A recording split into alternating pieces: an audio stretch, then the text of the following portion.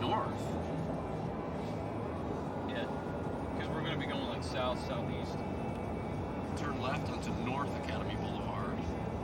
Turn left onto unnamed road. That's what time is it? Some Yahoo named it that. 10:45. I collect Star Wars since I was 6 years old. My 4-year-old daughter, who loves it, she'll be the same age I was when the next 3 movies come out. Respectively, she'll be 5, 8, and 11, just like I was. So it's really cool. It's why I do it. This will be fun. So now we're in the middle of nowhere. Oh, this is the middle of the sticks, dude. There's gonna be a bunch of yokels out there. I think I need to see a psychiatrist when I get home. I've never been in this state before. It's now 10:49 p.m. and we're leaving in the morning. I'm in a rental car in the middle of nowhere, going to get toys.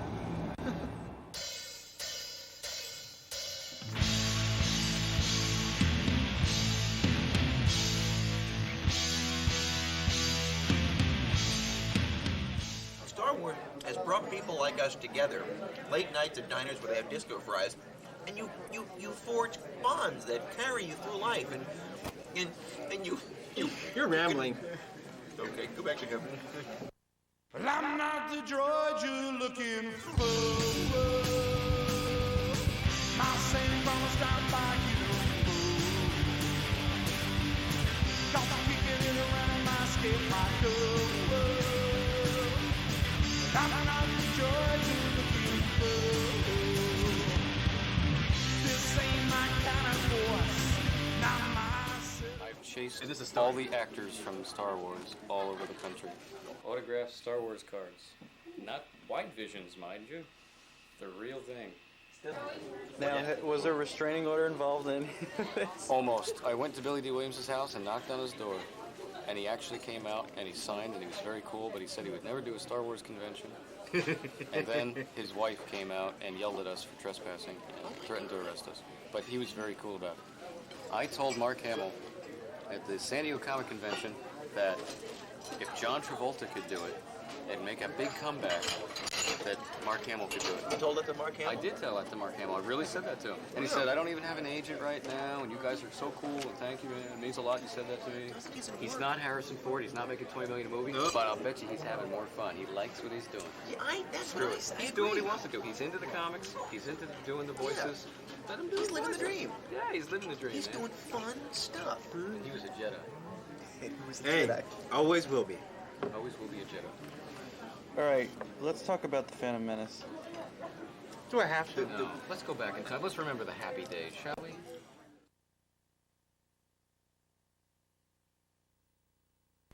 Blue Harvest is a fanzine that I started with my cohort, James Adams, in 1993. Basically, what it is, it's a publication that's by regular fans, it's for regular fans.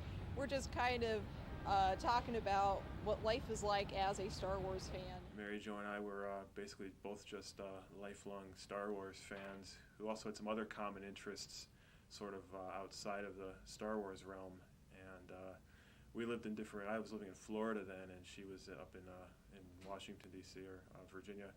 And we became pen pals, and she mentioned that she'd always wanted to start a zine, and I said, well, let's go for it. So we put Blue Harvest together, naming it, obviously, for those who don't know, after the phony working title of Return of the Jedi, which is what they were calling it, Blue Harvest, to maintain secrecy. And what's interesting is that we started this fanzine 2 or 3 years before all these people started putting up unofficial websites and so forth that now kind of carry the bulk of all the rumors and information.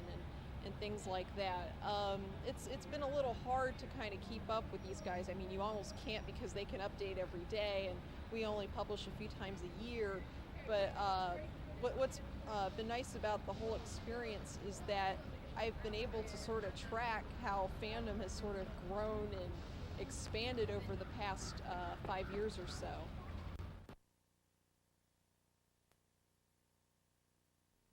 There's no second place. Star Wars is, without a doubt, the #1 email that I read. You know, I mean, I get 1,200 emails a day. I'd say about 300 of them are about Star Wars, and the others are, you know, we love you, we hate you, you fat person, disgustingly loathsome creature, you know. I do get sent a lot of bogus stuff, and I did get sent a few, I want to say red herrings, I don't know if that's the correct term, but you know, people who are pretty known out there in the web community have sent me bogus info to, I guess to get me to post it and look like an idiot. I don't know. I guess you could say the worst case scenario in my book was not being what we're familiar with. The opening titles, the opening music, the no credits at the beginning.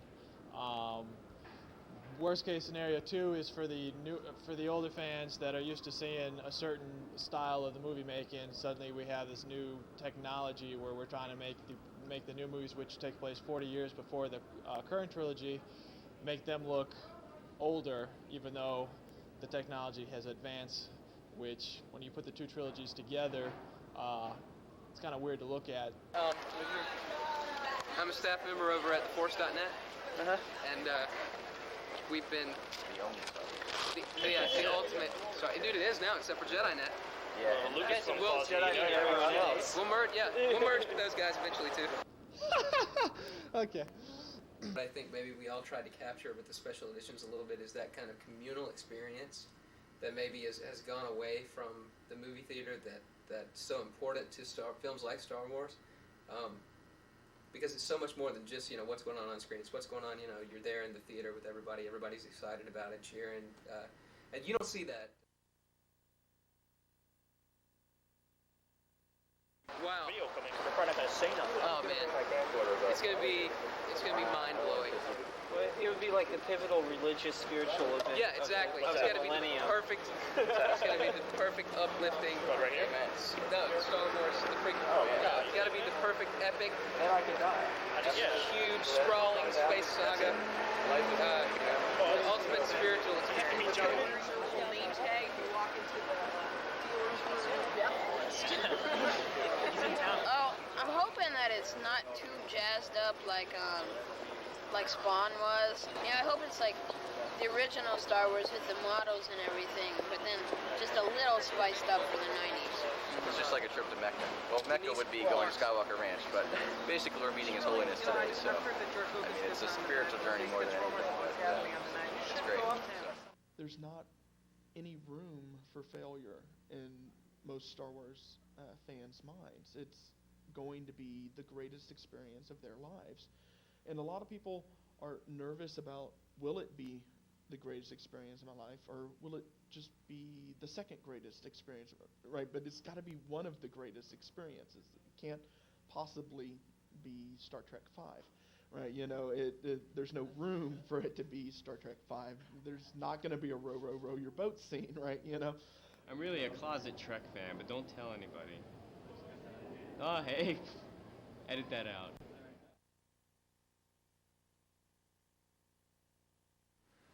Feelings on spoilers. Well, it's like I always say, this movie for me, this first film, is going to be sort of an experiment. I've kind of resolved myself to kind of keep up with everything as much as possible this time, and follow as much, you know, inside production news as I can. But as time has gone on and actual major spoilers have surfaced in the fan community, I've become a little more and more hesitant to print those. To me, I don't know. There are certain people out there who can't handle spoilers. They don't want to know nothing. you know, it's going to kill the movie for them if they know certain things. The more I know about it, the more excited I get about it. 'Cause, like, I don't know, I guess that's just my nature. I personally love them for myself, but I will never post them. I like them to see what's going on. If a script were put in front of me, a lot of people are like, well, I'd never read it, but I don't believe that. If a script's going to be put in front of you, you are going to read it. I would read it, but like I said, I would not repeat it to anybody. I would just be my own personal, It's a really heavily coded script, so it's really among friends and confidants, and I haven't seen it among anybody else because everyone's afraid to hand it to the wrong person. I would say that probably less than 20 or 30 people have ever seen this thing outside the company. There's the point of, do we want it spoiled? Do we want to know everything? For the last year and a half, I've said no, and the reason was because I wanted to preserve that Empire Strikes Back in case it's as good as Empire Strikes Back. I don't want to know Darth Vader's Luke's father, right? I remember that day I was first in line for Return of the Jedi. I had shielded myself from any data regarding the plot. I bought the comic books and the trading cards, the action figures, the novelization, all of which had been released before the film, but I didn't look at any of them. I put them on the shelf until I'd seen the film, and then I went and enjoyed them all. And I think I don't have that luxury this time around, having this magazine that I publish. People are looking to me to get this information, and so I've kind of had to be aware of these spoilers. The movie has been completely spoiled for me, I can tell you that. But viewing it is a whole nother issue. I'd been hearing nightmarish stories with a character called Jar Jar. I had to know. And so when I read the script, it was more about being able to address the fans again, and hopefully when I read it, I would love it so much that I could actually talk about the film with enthusiasm again. Because people who want these spoilers are looking to me as a source to get them. And I've got 2 more issues to print between now and the time The Phantom Menace is released, and I'm really looking for a way that I can keep the prequel rumors column in the magazine going without basically sitting down and publishing the entire synopsis of the film, which is going to really annoy some people, and others would enjoy it, but I don't want to print it. After reading the script, I am very enthusiastic about the film again, because it's not like what we've seen before, and it's not like what I was really expecting. I mean, all these sites that have been covering it, their news has actually been more accurate than not about 90% of the time. It's amazing.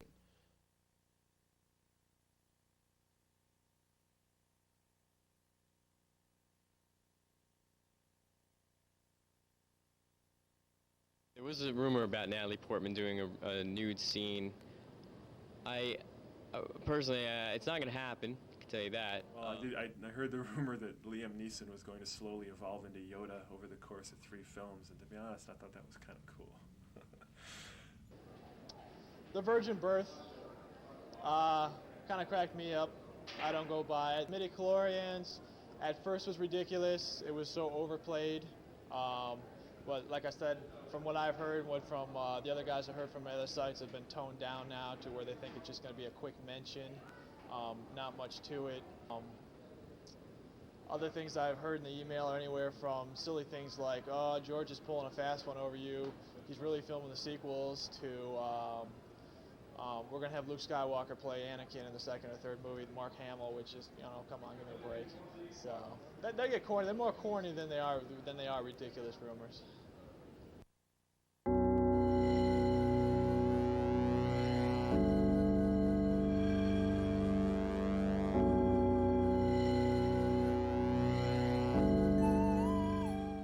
Give me your take on the blurry footage rumor.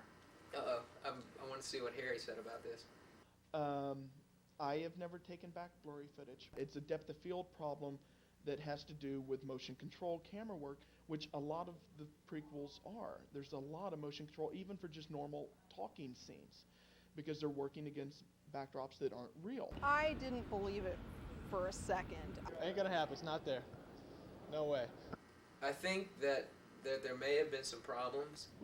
I still don't like it. I still don't think it's real. But what Harry said could make some sense. You've got too many cameras on the shot. You got too many angles. There's no way all these, you can have up to, heck, 17, 20 cameras on a single take. You can't tell me that all of these cameras out of focus where they can accumulate 40% footage. Maybe 5%, 10%, somebody fell asleep, but not 40%. Not with Lucasfilm, not with them, no way. I think the rumor sort of got started when the budget all of a sudden went up, like, what was it, like $40 million or something like that, went from like 60 or 70 to like 110 million, something to that effect. When all these rumors, came about that there were problems, people cited these budget. Said Lucas said it was going to be 70 million. Really turns out it's going to be 115 million. They must be having problems. So I think there probably were some problems, but it got completely just blown out of proportion. I think if there was that much trouble with the film, they would have come out and said something, because that would have pushed the film's release date back big time. I've talked to the focus puller at Leviston. I've talked to David Tattersall. He's having the same problem with the Green Mile with motion capture. I've talked with ILM people. That probably, with any production, you're going to run into problems. People expect so much of this production where, maybe they think there shouldn't be any problems, but there are always problems in a film production. I talked to Panavision, which had talked to Lucas about them using their cameras. It happened, but it's a problem that's being cured. And like I said in the last posting that I talked about it, when we go see a film on May 21st, it's not going to be there. It'll be interesting to see what comes out about this thing afterwards, but we probably won't see any of it in the final product anyway. So. You're the man each and every day, so let's go ahead and get it done for him. It is a band called Horse. The song is called I don't know. Jane. I don't even know if this is really a town. Is it still technically part of Denver, maybe? I think this is Walmart, Colorado. Walmart. Exactly. It's a lot like, Walmart, Arkansas, and Walmart.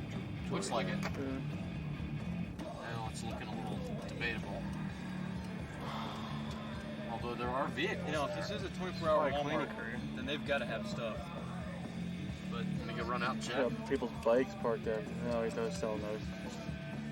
I don't know, the lights are on, man. 7 to 10. Good hell. Oh, damn. Walmart. That would have been so kick-ass. It's the first What day. time we got? 11 o'clock. Yeah. So we're making good time. Yeah, it's still. Alright, that's one down. Let's keep looking for Walmarts. I think that was the one, that might have been the one that I mapped out that was 30 miles away that wasn't 24 hours. Did we even drive 30 miles though? Yeah, we did. Really? Almost exactly 30 miles actually. Well, I think we did answer one age-old riddle. They do have Walmarts that aren't open 24 hours. I think we're all beat right now, but when we walk into that store and see these toys, I think we'll be awake for a while. Dude, there's stuff in the store. Oh yeah. I know it. There's got to be. I've seen it already. I can feel it. I can feel it. This is the store. Open 24 hours. This is the store that... And it's not mobbed.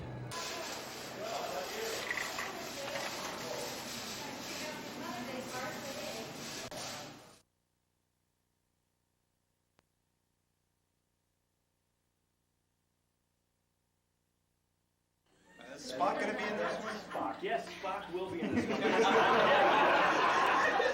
He hasn't. Borg are the bad guys in this one.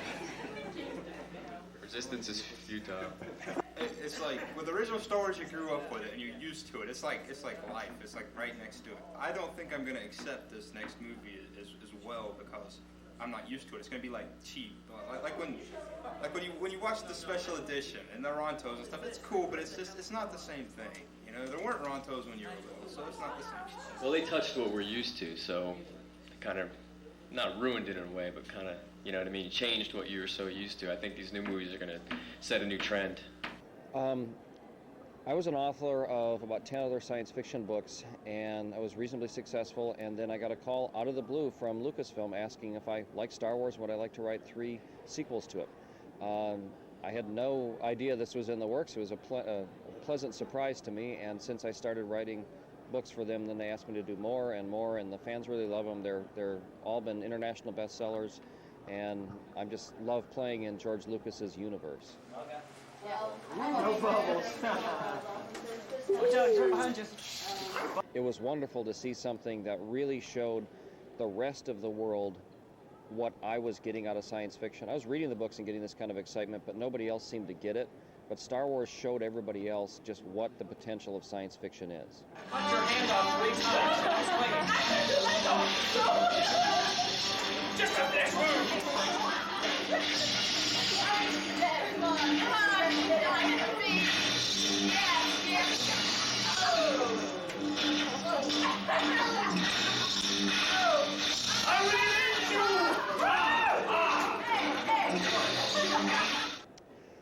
It's hard, for the new movies, it's hard for me to imagine seeing something on screen that I haven't seen before, but George always manages to surprise us anyway. So I'm looking forward to seeing what he can do with new technology, new filmmaking techniques, and I hope he goes back to the core, as he did with all the Star Wars movies, really tapping into main mythology and strong stories, because we've seen a lot of movies that have great special effects and no stories. Star Wars has always had great stories, and I hope that the new movies really focus on that kind of storytelling and special effects, everything wrapped together so that he can make another 3 classics. Actually, I heard Jar Jar is Obi-Wan's girlfriend. That's right, I heard that too. Jar Jar is the CGI sidekick character. I actually think that character, the performance of Jake Lloyd, who plays Anakin, and the overall quality of the effects are the key X factors in how good the movie is going to be. But, you know, if the effects are bad, and if Jake Lloyd's bad, and if that Jar Jar character is as bumbling and silly as he could turn out to be, it might be pretty rough. But we'll give him the benefit of the doubt. Yeah. And Anthony Daniels is here, so everyone bug him by the fact that he's hardly in the movie. He'll really like that. He's doing more voice than anything. He'll be so happy if you say that to him. Are you involved in any way with the prequel? Oh, you think I'm going to tell you? Jeff?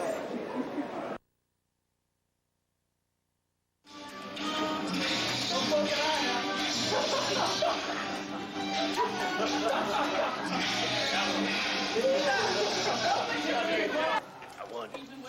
What are you going to do now? Well, you know, I think I'll go on tour and, you know, write a book maybe on my experience, and I think I can make a lot of money off this deal. Howdy ho, boys and girls. I'm here at the Star Wars auction at Drake 98. It's mighty nice here at the last people. Hope we get to make some money. Me and my good friend T-Bone. Have a nice day, and don't forget to brush your teeth and floss every day. But first item for auction is the Vader limited edition helmet with a gold David Prowse signature. Lucy will be walking down the aisle if you'd like to take a look. The current bid is at $110.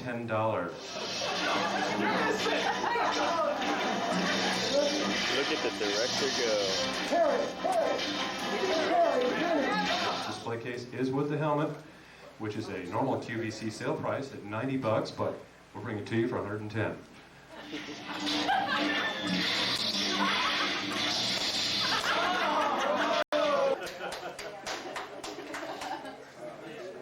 Do I hear 115? 135 over here. Do I hear 140? 135 for the Vader helmet with David Prowse signature.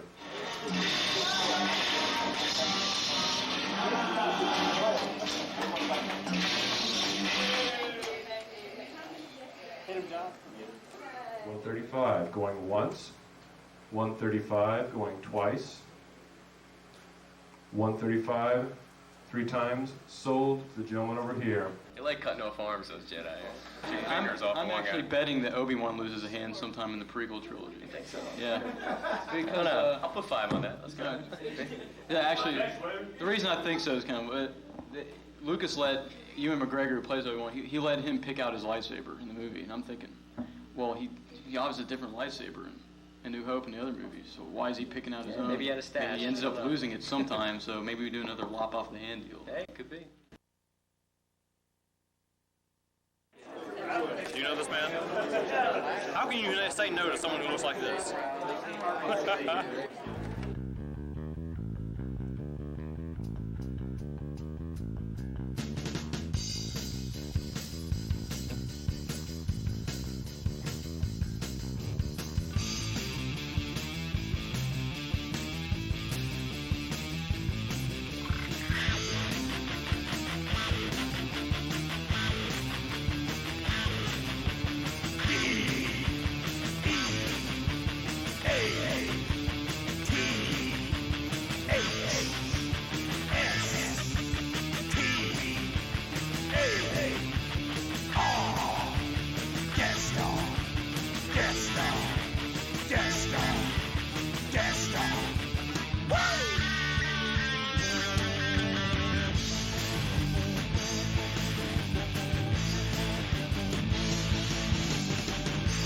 Battle stations, destination there, destroying homelands, rebels unaware. I've got the power, I've got the might. Out of dust and paper, mama, painted in the night. Request your days off of work now. Get ready. I already Lines did, around the actually. block. I requested that entire week off. So I needed the 3 days before the movie comes out because I'm not going to be worth a damn to anybody. Bouncing off the walls. Including my wife, probably. And then 3 days after it recovers, and I'll probably have seen it 8 times by then. You know, I got to know it like the back of my hand, like the other 3. You know, hopefully it doesn't suck. So. I doubt it. Those are the funnest rumors of all, actually. Yeah. They vary from the absurd to the kind of cool to the, well, maybe that'll work. Yeah. Their working title was just Episode 1, the beginning. That was their working title. And Genesis. I doubt they're gonna. I doubt a little they're bit gonna too keep biblical that. there. Star Wars, give us your money. There you go. More money. The first majorly rumored title was Balance of the Force, but I don't think that'll stick. All those, yeah. Those Guardians of ones the that are- Force, all these, everything has Just of under the them. in it, which, if it has of the in the title, you can pretty much assume it came from a fan. I mean, Well, yeah, you never know. You might actually pick one. yeah, they just take Return of the Jedi, like, okay, let's this cool word and that cool word, put of the in between, and that's the title.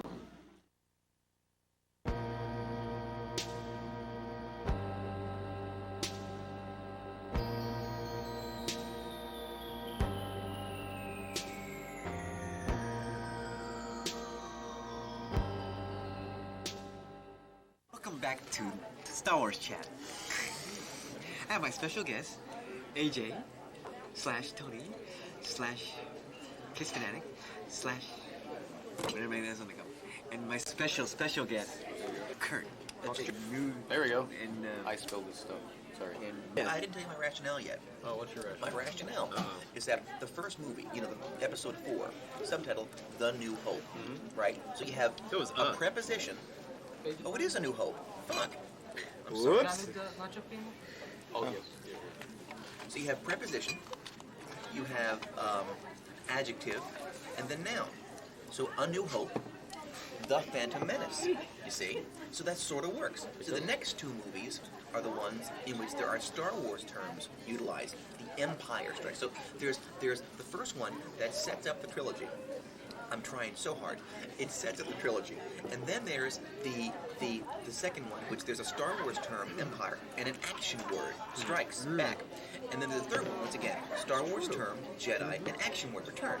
So if they have another film, the second film could be something about, like, the Force, or Emperor, or something like that, and then I'll be happy. Emperor kicks ass. That's my rationale. Because if I don't do that, I'm gonna hate the title, and I don't want to hate the title. I really like it. Now, there's some speculation, like, is that really the title? It could be another fake thing, like, Revenge of the Jedi or whatever it is. And, this being Lucasfilm we're talking about, it wouldn't be surprising at all. But personally, I kind of think right now it's the real deal. But there was that E Online poll. Love the movie, hate the title. 57% of people didn't like the title. I know. Love the movie, hate the title. That's what I say. The movie, haven't seen it But I'm yet. still always going to call this movie, even if it's the greatest Star Wars movie since The Empire Strikes Back, which ain't going to happen. But even if it does happen, I'm still going to call it. My own title in my head will be Harrison Ford's not in this one. You have some serious issues with that, don't you? Yes, I'm sorry, I do. And, well, Carrie Fisher won't be in it either. Did he take the nachos? So we can call it Carrie Fisher won't be in this one. It doesn't really matter to me, honestly. I mean, look at the titles that are out already. It's like Return of the Jedi, nice, you know. Empire Strikes Back, yeah, whatever. Unless... See, this is what brings up... is preceded by the words Indiana Jones and the... I'm thinking, not an appropriate name for a Lucasfilm movie. Starring Alec Baldwin as The Phantom Menace. I don't know, it's... Ouch. It makes me sad. It makes me sad, See? too. I guess I'm just an aging Star Wars fan. It also kind of reminded me too of the old serials from the 1930s and old comic books and stuff like that. As I like to point out to people, you know, George Lucas grew up with that stuff the way we grew up with Star Wars, so he's kind of paying homage to that kind of storytelling. I think with this title. So I still like how Yoda got his groove back.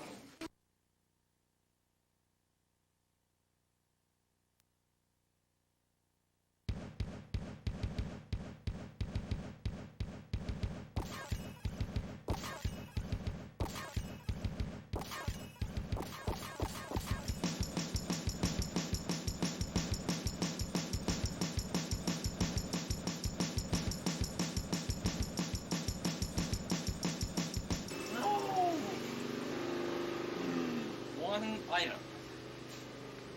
Oh, we got time to go to the Toys R Us. Well, we should ask and see what they know about that here.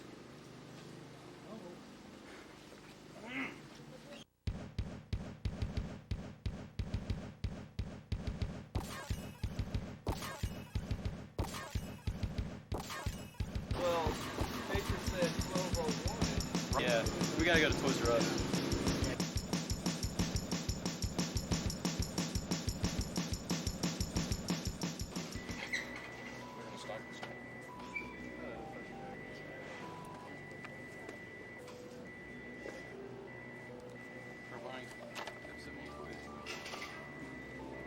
He needs his cigars because he has a victory cigar, where he finds a big farm. That's right. He'll look at it and wow, it's too slow.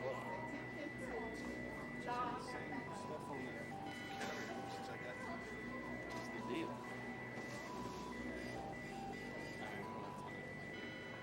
All right. Let's go.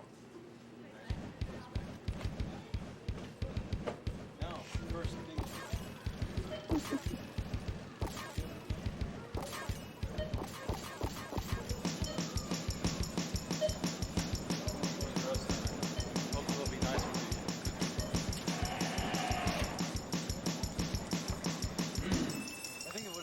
Places get a low oxygen, you know. It's the altitude. Yeah, altitude. Very thin air. What? It's the low oxygen content. I was just telling him damn that. city. People can't think clearly. I just said that. What is the problem here? Get down to a lower altitude. Get some oxygen to that cranium.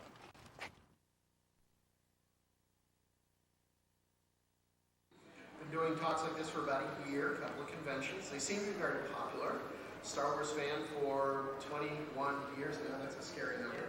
Well, basically, we started noticing there were a few little bloopers, small errors in the Star Wars trilogy, and we thought it would be interesting to maybe compile them, see how many we could find. This is how she was dressed when I met her 21 years ago. Now, here's the scarier thing. This is how she looked when I met her 21 years ago. She hasn't changed. We're waiting. We think she and Dick Clark go to the same guy. It's a lot of fun doing the talk. We usually start out with a small group of fans watching the presentation, but usually by the end of the presentation we have standing room only. So it's a real charge to see these people notice the mistakes for the first time. We're being invited to other conventions to talk about missing footage, even more bloopers than before, and again, we're finding pictures from even more missing footage than we originally suspected, and we've expanded these talks into talking about the new movie, what's coming out, behind-the-scenes stuff that most fans don't know about. Okay, just Star Wars Episode 4, A New Hope, I've seen about 450 times. All told, the combined number is approaching 700. Yes, I don't get life. Well, my best memory associated with the movies was when we went to the world premiere of The Empire Strikes Back. We weren't supposed to be there. We basically went just on sheer Bravado. nerve. We dressed in costume and we walked in the front door. So they thought we were part of the publicity that had been arranged at the Kennedy Center in Washington, D.C. And we walked in and they said, "Oh, are you supposed to be at the premiere? They're up on the top floor." So we went on up and they let us in. Our expectations are very high because what we do know has us very excited, and the opinion of people that we respect have just been completely blown away by it.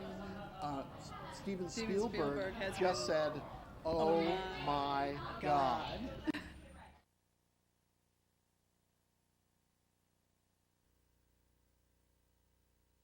I also volunteer here at the Star Wars exhibit, and I've been volunteering here since it first opened in October of 1997, and I will be here until it packs off and ships off somewhere January 31st, 1999. Kids just love the guy.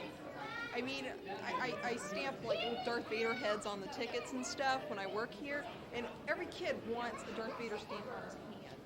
It's really kind of funny how kids come to love the guy.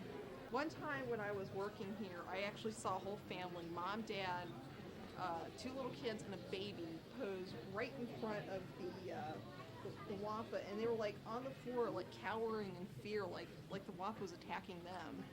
And it was just so funny to see a whole family get into the act.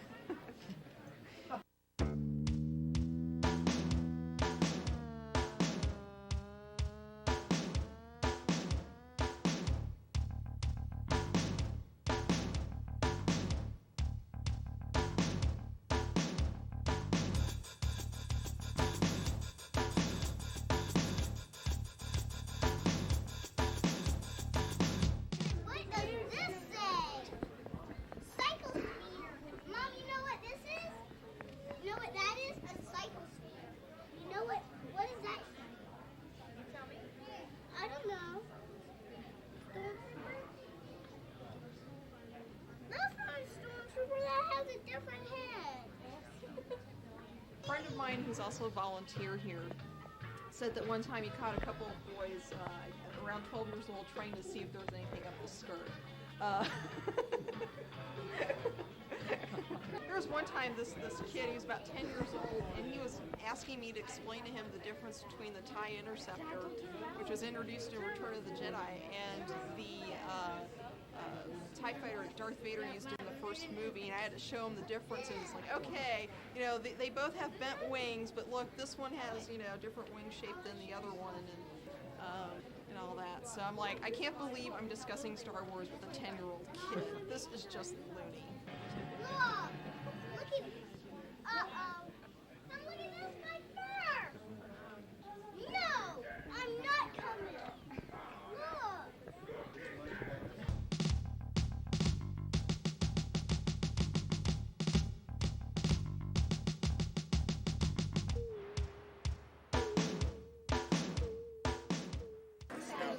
I remember this was called Walrus Man a long time ago. And they certainly didn't have yak face when I was a kid either. So. We are never, ever, ever going to be moved by a new movie like we were by the first two. I think the things we're still anticipating, especially the trailer. So what are your expectations for the trailer? Well, I'm sure it'll be exciting. The trailer for the special edition of Star Wars kicked ass. So if it's anything like that trailer, It was like, welcome back your favorite characters, you know, Han, Leia, so-and-so, so-and-so, you know, and they kind of each turned around, looked at the camera during some shot in the movie. I'd like to see that, but not, you know, saying the names, but just kind of, you know, this one, there's this one, there's this one, that kind of a thing. The problem is that they made us anticipate it too much. I still thought they could have done something with X-Files. Simple trailer. Hear James Earl Joy's voice. You thought you may have known me. Something like that. I don't know. Something simple. 30 seconds. James Earl Joyce? And so, basically, that's my take on that. They could have done something small. I say, come on, why are they waiting so long? You know, I mean, has any trailer ever sucked? Every trailer. Oh, delicious. Yeah, very Love good. the disco Thank you. fries. All right, thanks a lot. You like dancing? I'm good. Has any trailer ever sucked? Every trailer's good. Every trailer makes every movie look good. Case in point, Highlander 2. I know. I wanted to see Highlander 2. Told you, tangents. I'm going to be very excited. The world will be very excited. This is going to be the most anticipated movie of all freaking time. It cannot but fail. oh, it could fail. Yeah, that's the Howard the Duck.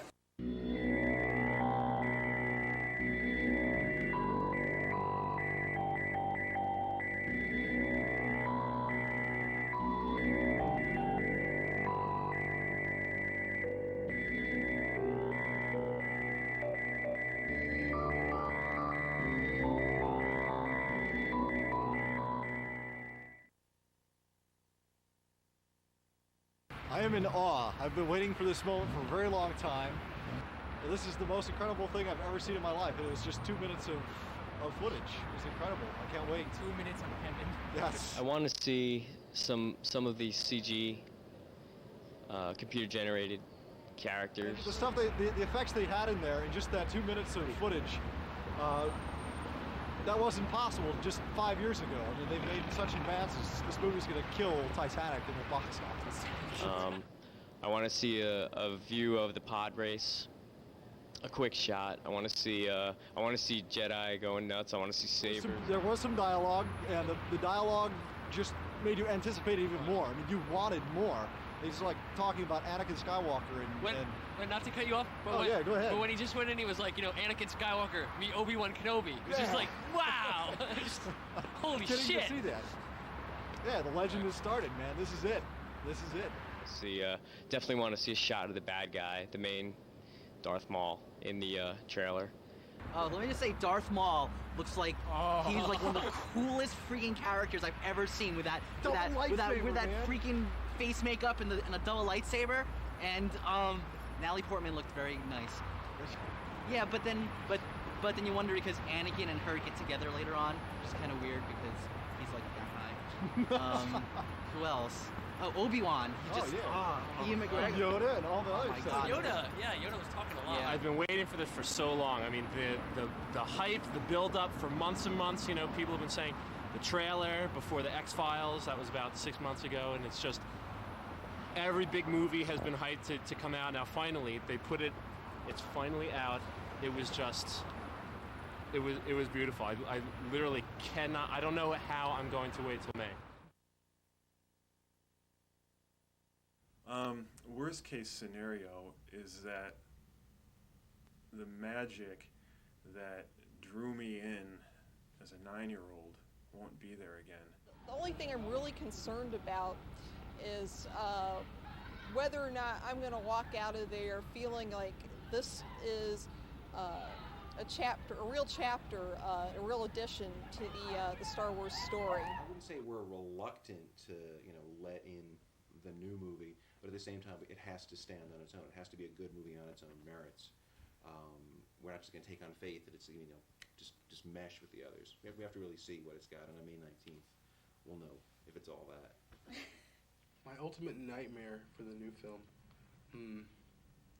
that it's going to be all computer generated and lose what made Star Wars so great when it came out. I'm just afraid that it's going to look so different from the original movie with the models and things like that you're just going to look at this like, I don't know, I don't really believe it. Animatronics, the realness, how everything was there in the shot, the creature design, how just you could touch, you could feel. I think a little bit the special edition lost some of that with the addition of the new Jabba, which lost his his menace and he lost his believability. He turned into this more cartoon character that you really laughed at. Characters look fake because it's all computer generated. Not all, but you know, Jar Jar and some of the other When things. you rely on CGI too much, it's bad because people look at it and it looks computer generated. If you do like what he did with the celebration scene, that was models, it was live actors, it was computer graphics, and it was all blended together, so you can tell how he did it. When I was a kid and the other two movies came out, I had no doubts at all that the movie I was going to go see was going to be good because, you know, it's Star Wars. I mean, of course I'm going to like it. When you're 9 years old, you're very young, obviously you're very impressionable, you're naive, and it's easy for a brilliant film like A New Hope to make a lifelong fan out of somebody who's seeing it at the age of 9. I'm going to be 31 by the time The Phantom Menace comes out, and I'm worried that it's going to be a film for 9-year-olds, which George Lucas has every right to make it that way. That's the way he made the first one.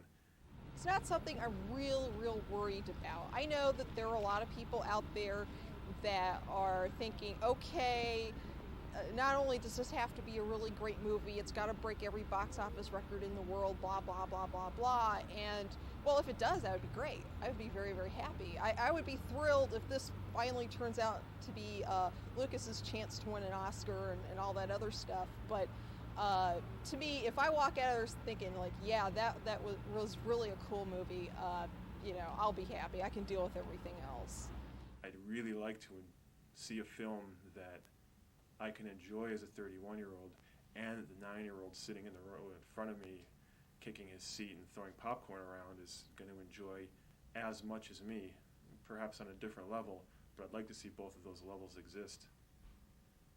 I guess the best case scenario is that it will satisfy me in that capacity, and the worst case is that I'll walk out of there with the same feeling I walked out of with some other recent sci-fi films, thinking, well, that was garbage. The worst case scenario, oh my gosh, if it were something about as bad as Batman and Robin, I don't think it will be, okay?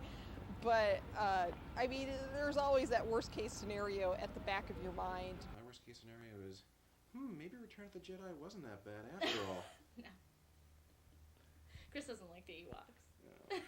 Just don't screw it up. There's a simple formula. Just make it sort of like the first ones, but different. I'll be happy. So I have faith in George.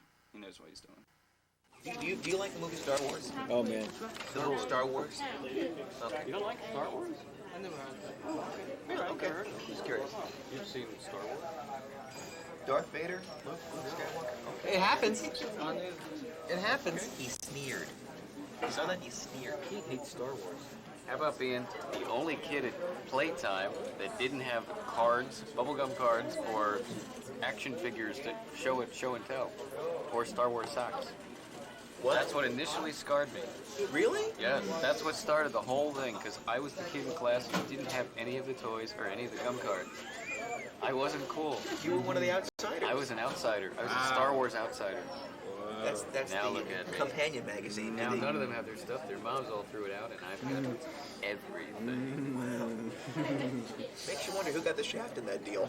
They live in normal lives, not buying. We'll laugh. It's weird. And then I met all the actors, didn't I? Except for Carrie Fisher. Oh man. Because she runs too fast. Oh man. She runs too fast. I would do anything for Carrie Fisher. Anything. What about Natalie Portman?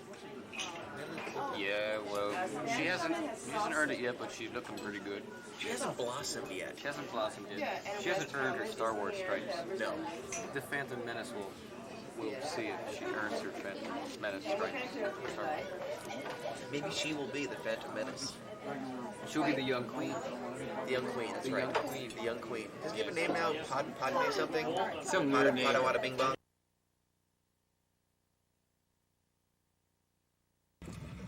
Well, it's about 7 or 8 miles. It's fine. It's only 11:40. We've been denied twice. Turn slight right at the intersection of SR 83 North. Stay on SR 83 South. What the hell kind of direction is that? I don't understand that one.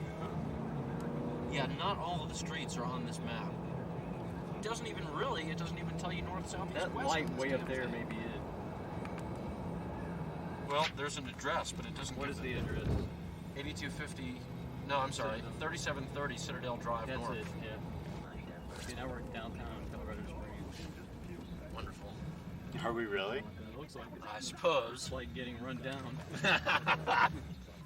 There's a Yes. huge ass Oh, line. boy. There's a Well, it's line. not huge, but it is a line. Oh, there's stuff here, though.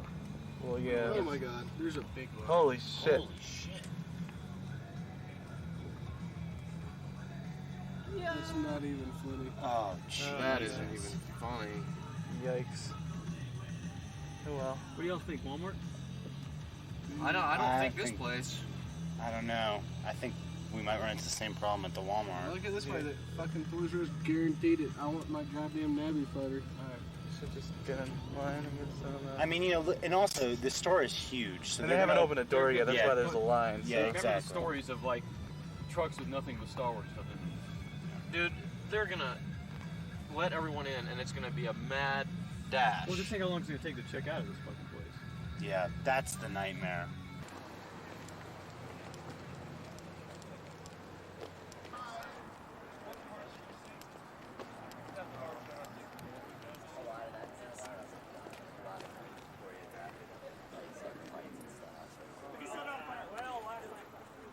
Trivial Pursuit.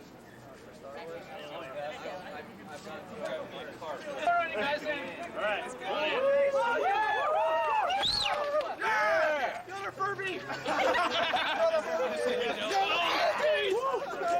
That's my dad!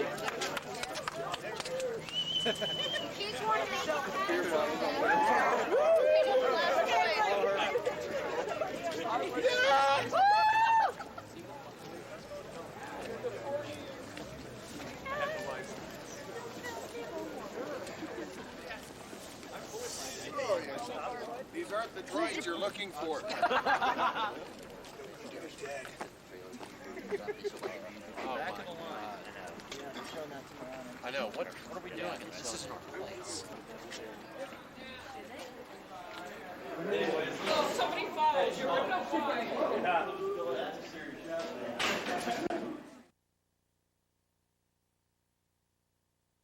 The scary part, Darth Vader scared the hell out of me at the movie theater. The opening scene when he came crashing through the blockade, running through the smoky door, I know I started crying, freaked me out, and it haunted me for years after that.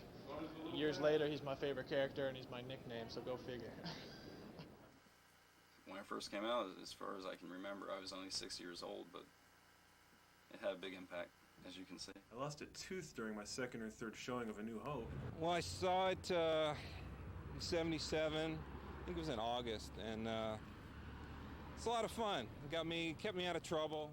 I've been to the first showing of every Star Wars film in Austin, Texas, every release of it with him. So the first time with Star Wars, it was easy because nobody was really expecting it to be anything back in when it was released.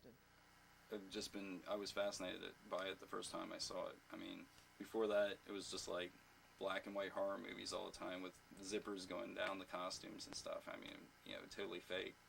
This was just like the first thing I saw that just had. I mean, I almost failed first grade because of it. I would be sitting there like just dreaming, you know, daydreaming about it all day. I remember the teachers coming up, you know, hey, wake up. Yeah, but yeah.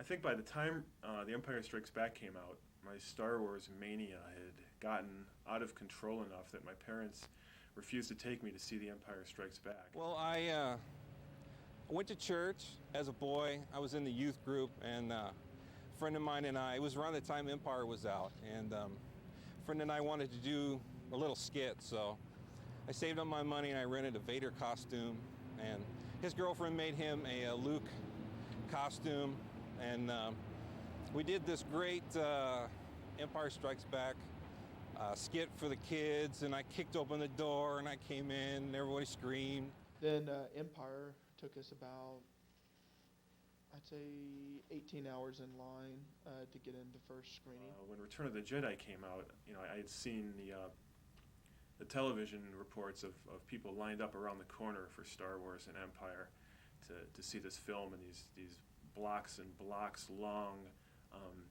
lines to see these films. Then Jedi was about 32 hours. I do remember going with my father to see Return of the Jedi. Maybe 15 by the time Jedi came out. I said, I want to be there. I want to be on TV, and I want to see this darned movie. So I got up really early the day it came out, and I played hooky from school, and I took the bus down to, I looked in the paper, I saw the theater that had the earliest showing that day, and I took the bus down there, and I sort of camped out in front of the place. We met in, I think it was May of 1986. I was just finishing up film school, and a mutual friend was putting together a film project, a scene from Return of the Jedi he was recreating on video. He needed somebody who had their own costumes and knew all the dialogue from Return of the Jedi, by heart. And I was his Han Solo. Linda was Princess Leia, and I was Luke Skywalker. And, I like to think that to this day I was the first person in the greater Cleveland area to have bought a ticket for Return of the Jedi. No one's ever disputed that claim, so maybe. And then made it back to school in time for my last period art class, at which point I told my best friend that Chewbacca got killed off, just to annoy him. The only thing I remember is like the Ewok village. That's pretty embarrassing, but really from my first viewing, that's really the only thing that stands out. And the speeder bike chase, I remember that, but unfortunately the Ewok village is the big thing that stands out for me. Special editions were around that same thing, long, but it's a lot of fun. We did run into trouble with Jedi Dough because a corporation bought out the first screening at the theater we had camped out at, and they had put no signs up saying that had happened. So we had to bribe a couple of the company people to be able to get into that screening. But so far, we got a perfect record. And that's how we met, and we became friends. And then just Star Wars, just this common thread through both of our lives, and one thing led to another. But the interesting part is that his friend from film school, who was actually doing the project, I met on March 28th, 1985, when they had that trilogy in New York City. I don't know if you know about that, but I met him online, and then about a year later, that's how I met Chris, when he was doing the film project. So if I didn't go on that day and wait in line to see Star Wars, then I never would have met him. I don't know how corny this sounds, but if there were no Star Wars, it probably never would have met. I just think the one thing that always confused me about the Star Wars films is there weren't that many women. I mean, there was Leia, then there was Mon Mothma, she was old, and there was that dancer. But, I mean, there really wasn't that many women. As time went on, you kind of wondered what Leia looked like in Return of the Jedi. When she had that slave costume, that was just beautiful. I think that woke a lot of boys up to the beauty of Carrie Fisher. She's short, but she's cute.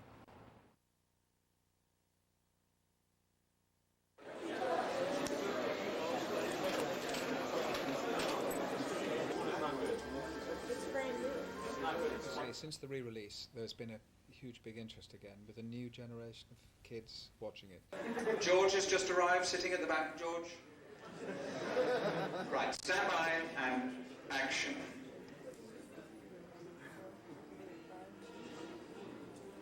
As you wish. Yeah, that's not bad. That's not bad at all. I like the wall. When film first came out, I had a few invitations to go to. I think it was Fort Lauderdale, the first convention I did in 1982. I did one in 1983, and then I went to Australia in 89. Out of the blue, they said, would you come to Australia? We think Boba Fett is a really good character. But it was just on the edge. I was working in England, and I didn't even think about it. I thought, well, it was a good film, enjoyed it, and you move on.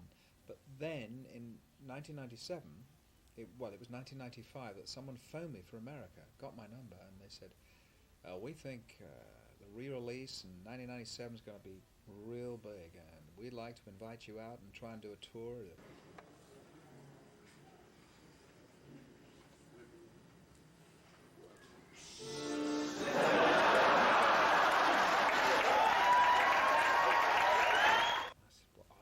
That's why I didn't do much in it. You don't want me. You want to look at people like Darth Vader and C-3PO, and they said, no, we want you involved as well. This is the big one. Now George is making his decision. This could be it. Stand by and action. She's no good to be dead. Nice, very nice. Very good, very good. So in '95 I did a small convention, and that's when they talked about this series of Men Behind the Mask tour. Then a few in '96, but then '97 I think I was in America 25 times, which is an awful lot. So I actually had to say in January, I was in a play, say to the producer, may I come out of the play? He said, are you not enjoying yourself? I said, yes I am, but I've had so many invitations, I can't do both. So I actually took a sabbatical, as people say, and took time off work. I'm just curious though, Jeremy. Yes. You just auditioned 10 people for Boba Fett. Shouldn't you be the one to do it?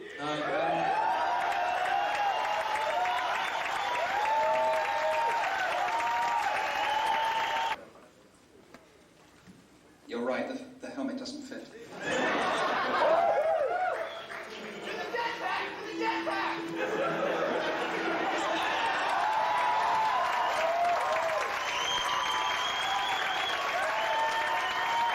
you plan to see the prequels? Oh, absolutely, yes. I'll even pay to see it. You know, I'm sure we might get invited to a preview, but I'll go. I'll pay my money and go and see it. And I'm really looking forward to seeing it. It's going to be very interesting. There are people obviously waiting for it to go flat on its face. You know those people. We all know them.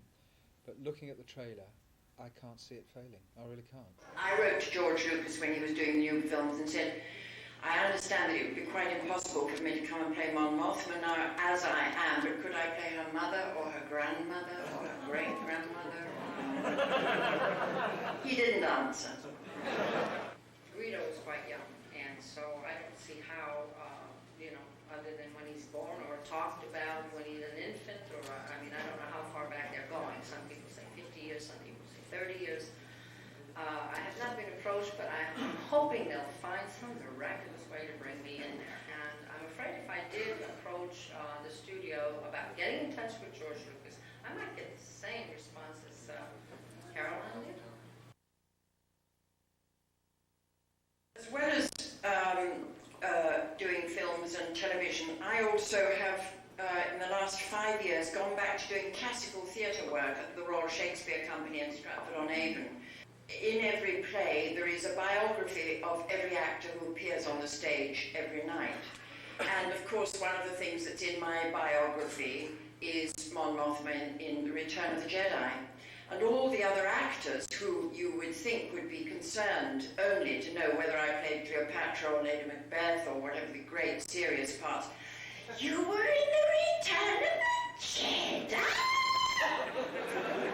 That was the only thing they were really interested to know about.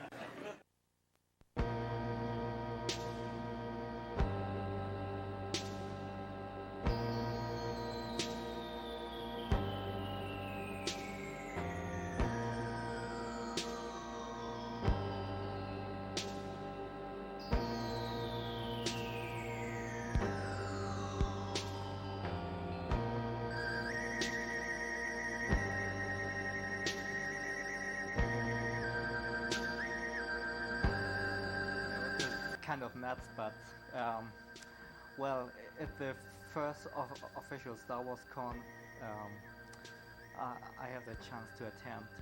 I've been visiting quite a lot of cons in Germany and some in England, but it's my first con in the States.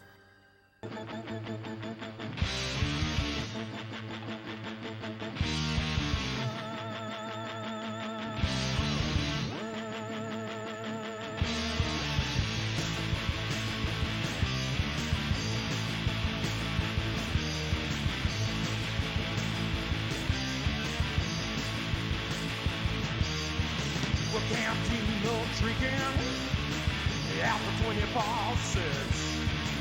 Double moons have got me. Don't know what I'm smothering this. Most isolated. Gonna burn most isolated. Most isolated. I'm gonna burn those days. I'm gonna burn it down. I'm gonna make it burn. I'm gonna tear it up. I'm gonna make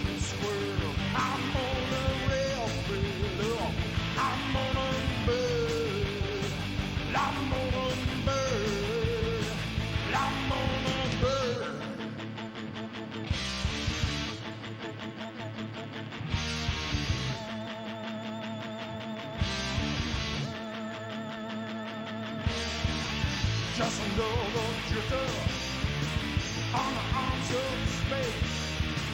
Don't get so miserable. The loss of favorite. Like Disneyland in a rainy day.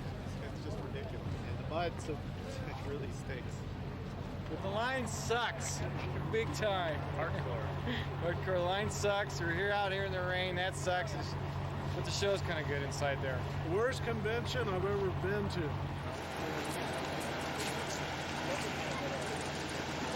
Where's Solo at? I'm looking for him. Dude, you got the leather G-string underneath that? Hey, look towards him, Theo! Hey, what are you breathing out of that stuff? Funny gas? What do you guys got in that box? Dude, I'd be sucking some helium. Theo goes down. Why don't you just get... No, I'm not scalping KFC tickets, okay? No. Hey, I want a copy of this, damn it. The thing about collecting that I find sort of reprehensible is that it's not about playing with the toys, it's about just having the toys. It's about acquisition. Walmart was having a raffle for it, and of course I did not win that raffle, but someone else did, and I found them. So now it's mine. You got a $20 bill, you might as well get two extra. No, just one. I need money for some other shit later, you know? What if you sounds like a personal problem. I've collected a bunch of Darth Vader stuff, but mainly because I want to play with it or look at it or, just enjoy it. I don't really care what I pay most of the time. Good stuff. Y'all take care. I'm addicted to King of my By the way, they had those at Thrifty for about $6.95. No, you know what? Actually, I got news. This thing, not only do they not make anymore, you can't get it at Thrifty anymore. It's long lightsaber on eBay. It's like $30 right now. So I'm going to open this and play with it because I really want to. And and it's on a mint card and all that. Who cares? Because it's got the removable helmet, the removable hand. There it is. So, okay. So there's my, haha, this is great. I got it all.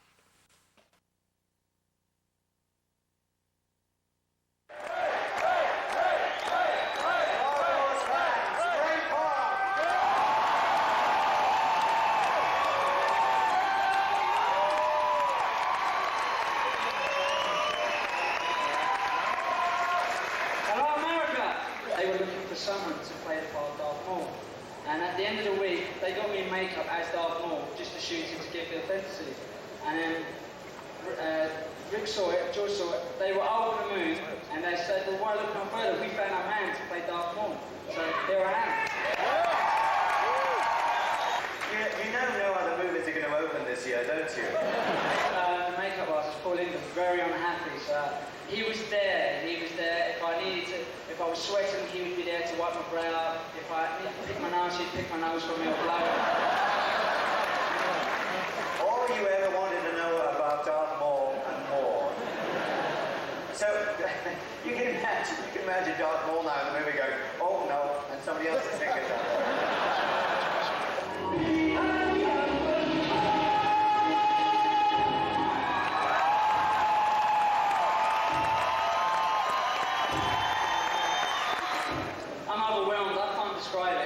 So many words, but I'm amazed. I'm really happy to be here.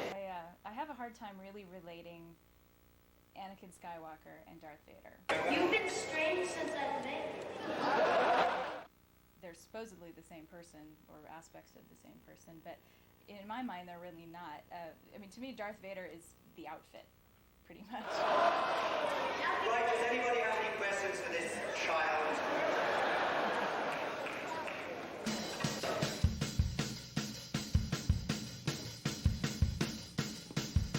Hey, Planet Earth, are you ready to party? You better be, because tonight, this dirt ball is mine!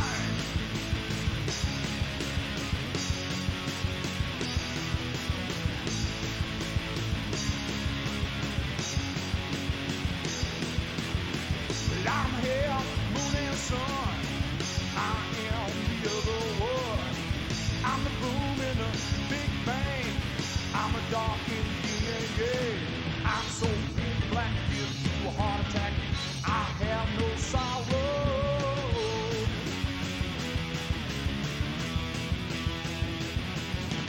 I'm so big black, give you a heart attack. I don't feel pity, no, I have no sorrow, and I don't feel pity, and I have no sorrow. Rebel skull.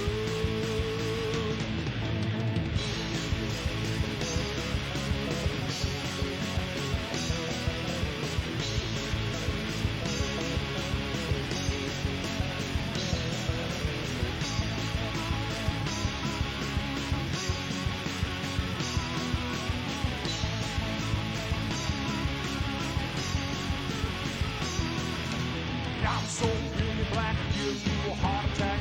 I don't feel sorry, no.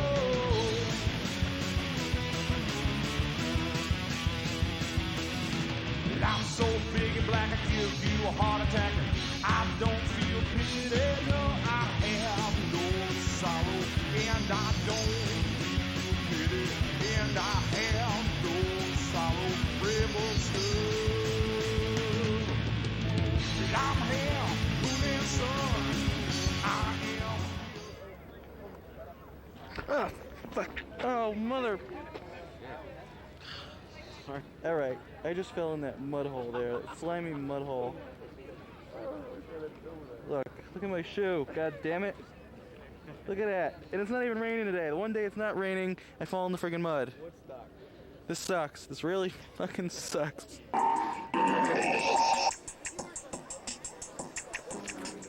am Boba Fett. I am Boba Fett. I am Boba Fett.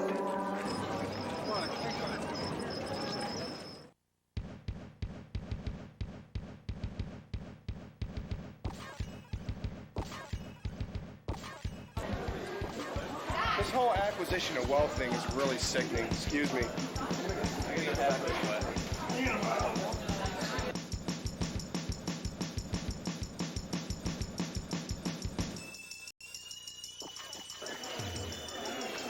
I'm gonna wait till they bring more cases of shit out. These are not the droids you're looking for.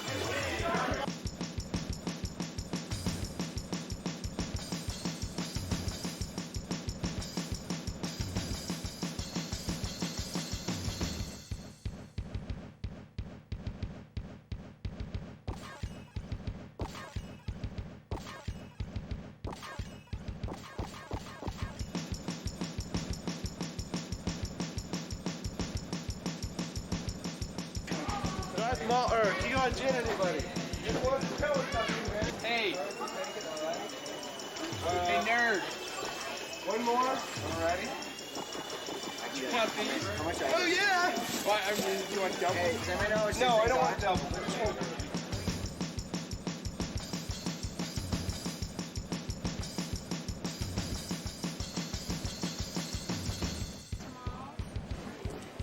I don't know. Obsessive, isn't it?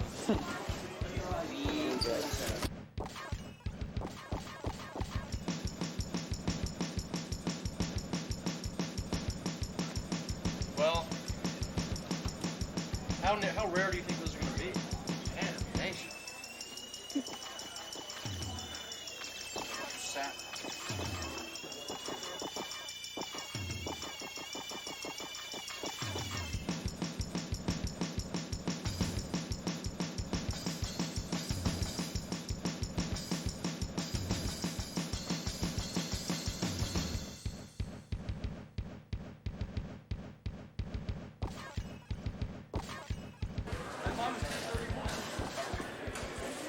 Oh, yes. Yes!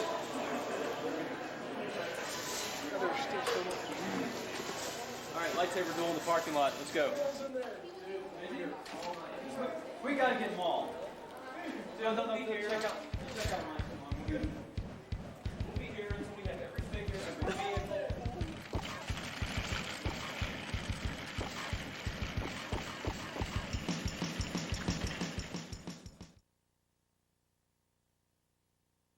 You know what's cool cool is that I really didn't know any of these people before the movie came out. I'd heard the names. Liam Neeson, yeah, I've seen his work. No, I hadn't. I hadn't seen Schindler's List. I didn't know any of these people. So that the first time I heard of their names, oh, well, that's the Star Wars guy. I like Liam Neeson a lot. Ewan McGregor, I mean, too skinny in Train Spotting, so hopefully you put on weight for it. Jake Lloyd was a little too annoying and Jingle All the Way, but what are you going to do? He's a kid. From now on, Samuel L. Jackson, who I knew the name, he's always going to be that cool Star Wars guy to me. I didn't know any of that. Well, if you remember in Letterman, he's the kick-ass. Yeah. Kick-ass. Ass-kicking Jedi Knight. Oh, is that what they called him?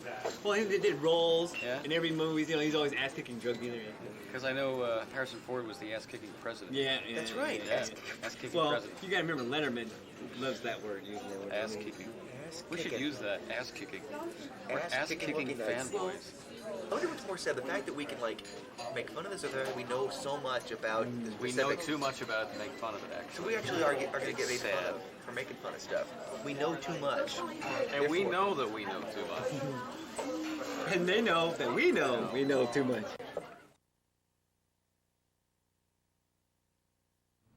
When I wait in line, I think that's a rite of passage. I think that's a true fan doesn't mind waiting in line with the rest of the people. It's going to be unbelievable. I know that, just here in our town, it's going to be on every screen. You know what? I'm probably going to get lynched for this, but I'm staying home that day. I've waited 83. I've waited 16 years for this film. I can wait another week till the lines mellow out a little bit. I'm an old man. I can imagine it being almost like Mardi Gras or New Year's Eve or something like that, with all the real hardcore fans there and stuff. I will imagine there will be quite a bit of partying going on. I have to wait until 19th August to see the movie.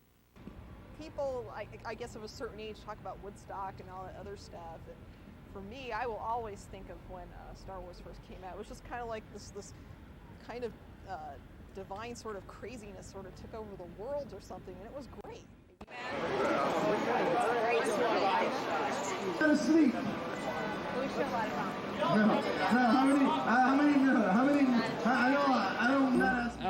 I'm just hanging out here. It's a lot of fun. We have to stand for a minimum of 10 points, and in order to get 10 points, you have to stand around for around 10 hours, divided into shifts. And if you stand for more than 10 hours, you're eligible for things like prizes and preferred seating. So that's why a lot of people do it. Good one.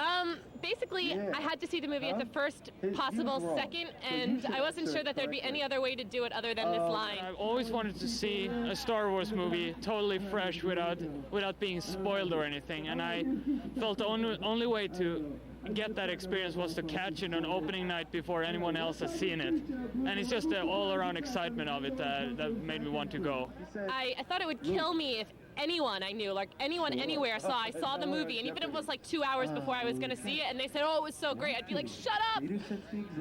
I need to see it right away. I don't want to hear it. That's why I don't even want to hear about the reviews before I've seen it. I just want to see it right away. At least on opening night, I'm seeing all the performances, and I'm going to catch it around 20 times before I go back to Sweden a few weeks on. And also, I think it's kind of cool to hang out with people who are like minds, because none of my friends really understand. They're really mad at me back in Sweden now, but I don't care. It's going to be a blast. It's going to be lots of fun.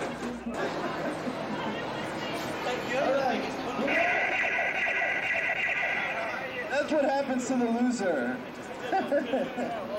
I learned how to do weird stuff on a yo-yo, and just a lot of talking to people, talking about the movie, talking about what's, I don't know, things like that. Just hanging out, really.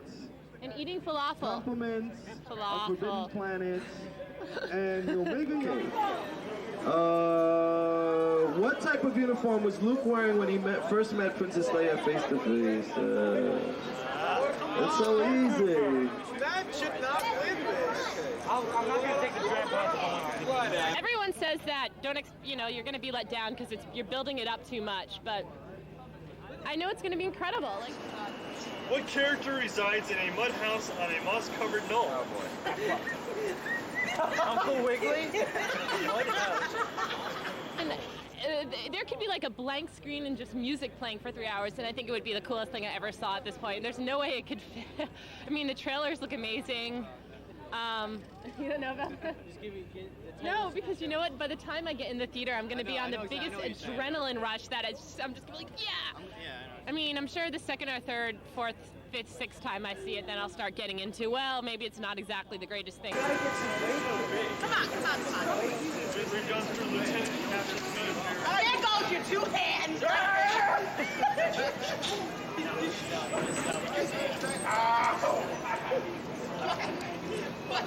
One, two, four.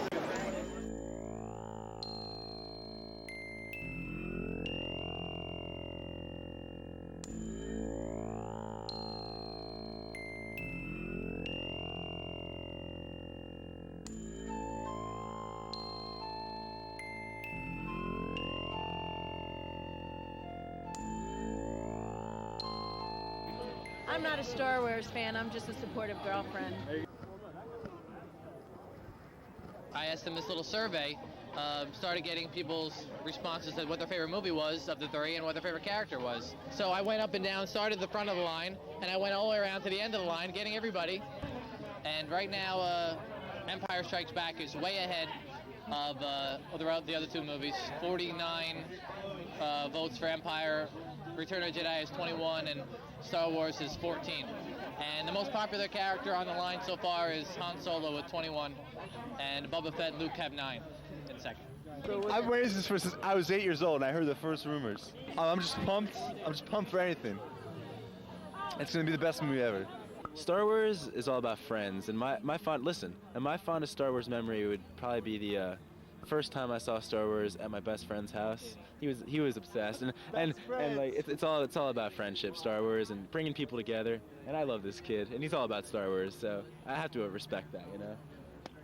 Give me a hug. Give me a hug. Here's Star Wars. Yeah, here's Star Wars.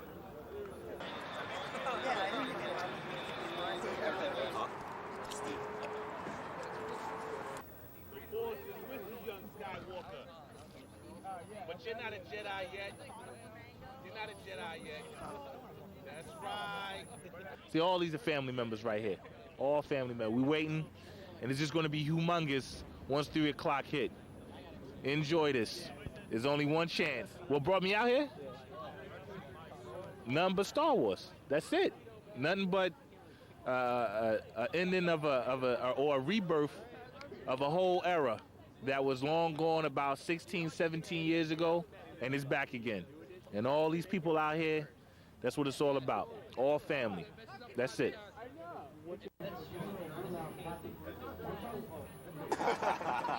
I just need friends. I don't really want to see the movie. I don't even like Star Wars. I just want to come. I'm just here to see Mommy. Oh no! If I see little kids' name, I'm gonna be like, you gotta take them out of here because I'll kill them. Little kids will die. Mommy, I will kill little kids. Chewbacca, Mommy? Where's Chewbacca? Get my face because I'm gonna go to jail. I will kill little kids if they are there talking during the movie or show at 9 o'clock. Yes, They'll die. testify to that. Yes. That's why, see, our little group, we're going for the 11 o'clock show because little kids, they suck. They suck and they ruin everything, and there's no way. There's no way. I'm sorry. Little whining crap. Mommy, I want a milk dud. Mommy, I want the milk dud. I want the popcorn. Mommy, where's my pie? Mommy, where's my pie? No, I'm sorry. No. God, no. You want it? You want a beer? Sure, you got it. Kill them. Kill the Muppets. Kill the Muppets. Kill those furry Muppets. They have to die.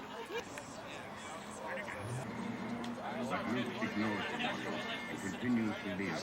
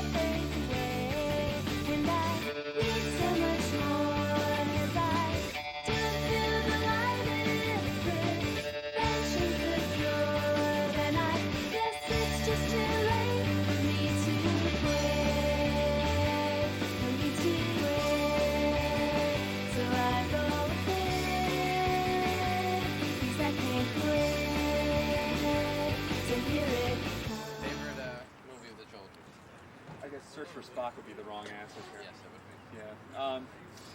Empire. Favorite character? Boba Fett. Imperial stormtroopers are so precise. It's gonna be a long, long time. Don't you sound things me around and get too high. I'm the man they think I am at home. No, no, no. I'm a rocket man. It is going to be a long, long time. Rocket man.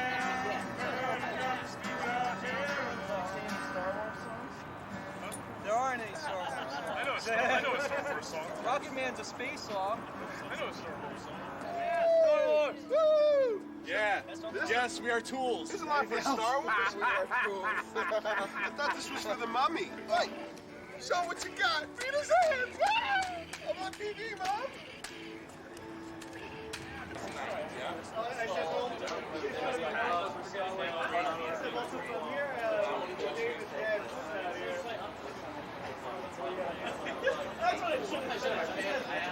Oh, 12 tickets per person is the limit. That's a grand total. That's not 12 tickets per show per day. That's not that at all. It's 12 tickets per person. But you can spread your 12 tickets out across shows. Each box office is accepting cash, which is the fastest method, so hope everybody before you is using it. Visa, MasterCard, Discover, and American Express.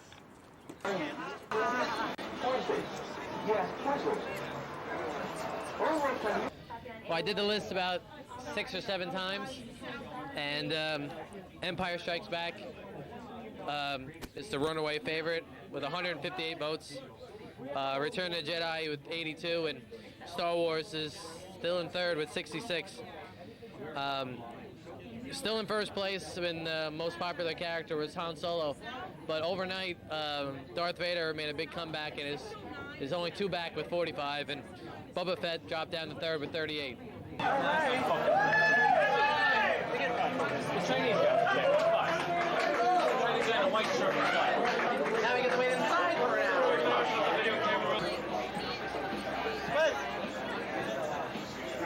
Yeah, they fucked up my tickets at first. Oh, God.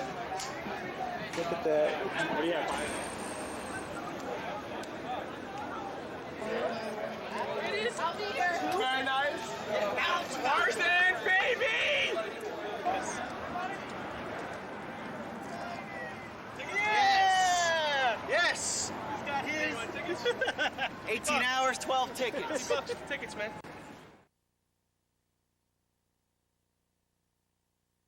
This is Otto the movie chicken. Okay? Treat him with respect.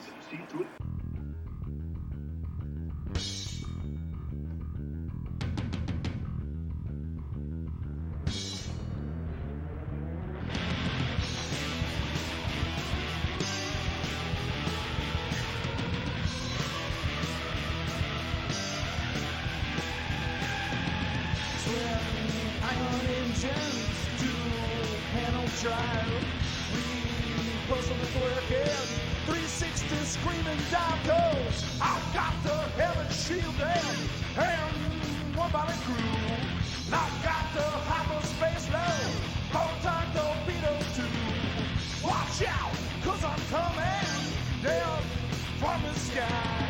From clone to pilot, I was where the die calls. Enforcer, interceptor, violator, violator,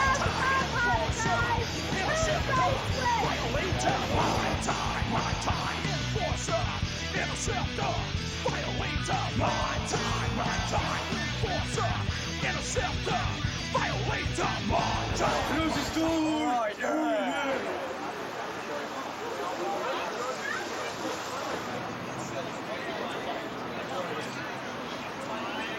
Good morning, Jeff. Good morning. Opening day, Phantom Menace. Got my coffee and my bagel.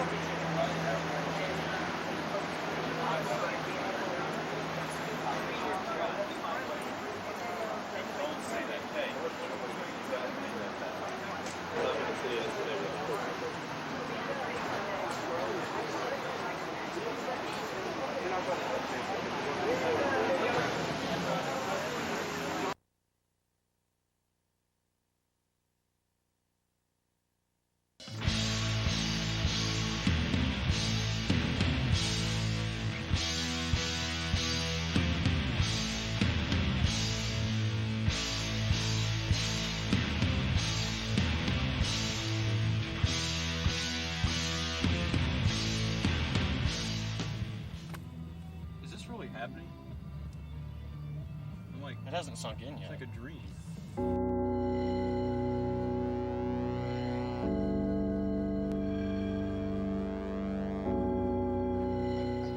I cannot wait to read forum messages just to see where it met people's expectations, where, you know, people like T-Bone and JediNet and Force.net and all these people, to see where it is. If it sucks, can we all face that, right? You know, or will we just, no, it's good, it has to be good, it's the best thing we've ever seen, or, you know, what, you know, hopefully it'll be great and we can all be relaxed. The new Star Wars movie is going to come out, and there's going to be little 8-year-olds running around out there unsuspecting right now. And they're going to get taken in this movie, and they're going to get their doors blown off, and they're going to have all the toys, and their parents aren't going to buy them for them, and they're going to want the toys more because their parents won't buy them for them. And the whole damn sick cycle is going to repeat itself, all because of George Lucas. Well, I'm not the droid you're looking for. My same gonna stop by you. Cause I'm kicking it around my skate, my door. I'm not the droid you're looking for. This ain't my kind of force, not my set of wheels. Become a different man of those, riding on these years and years. Well, I'm not the droid you're looking for. My same don't stop by you. Cause I'm kicking it around my skin, my door. I'm not the droid you're looking for. Oh yes, it's most impressive, this great dark ray. It was excellent. I mean, it started off slow, but the ending it made up for it. It was very good. I'm not the droid you're looking for. At first, I was questioning it. I was a little nervous. I was so much anxiety, and then by the end, I was like, Lucas is back. Cause I'm kicking it around my skin, my Excellent. I'm still freaked out. I'm seeing it again later today.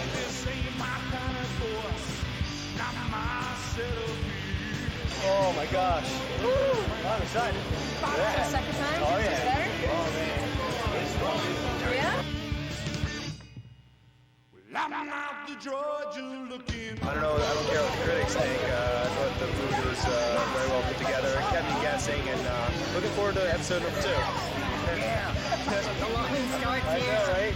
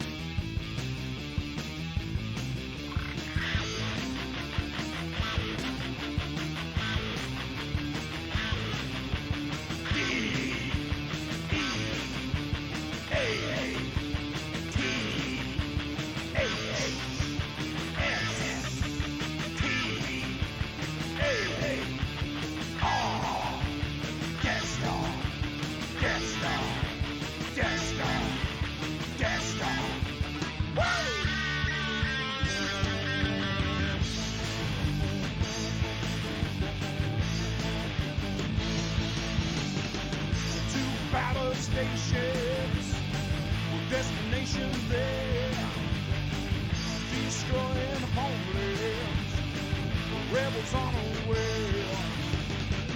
I've got the power, I've got the might. I've just been faithful.